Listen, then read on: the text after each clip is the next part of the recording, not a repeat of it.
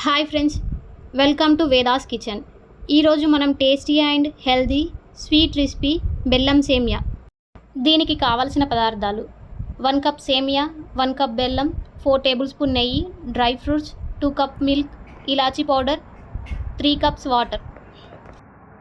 దీనికోసం మనం ముందుగా ప్యాన్లో 2 టేబుల్ స్పూన్ నెయ్యి వేసుకొని కట్ చేసుకున్న డ్రై ఫ్రూట్స్ ముక్కల్ని వేసుకొని లైట్ బ్రౌన్ కలర్ వచ్చే వరకు వేయించుకోవాలి.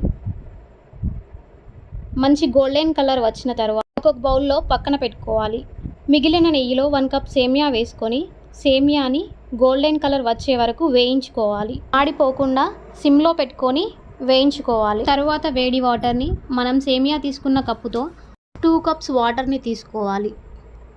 అది మరుగుతూ ఉంటుంది. దీనిని లో అండ్ మీడియం ఫ్లేమ్లో 5 నిమిషాలు ఉడికించుకోవాలి. ఉడికిన తర్వాత 1 కప్ పాలను తీసుకొని మంటని హై ఫ్లేమ్లో ఉంచి కాసేపు మరగనివ్వాలి.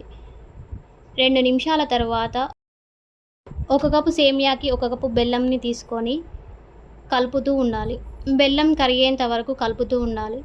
బెల్లం కరిగిన తర్వాత వేయించుకున్న డ్రై ఫ్రూట్స్, ఇలాచీ పౌడర్ వేసుకొని స్టవ్ ఆఫ్ చేసుకొని ఒక బౌల్లో సర్వ్ చేసుకోవాలి.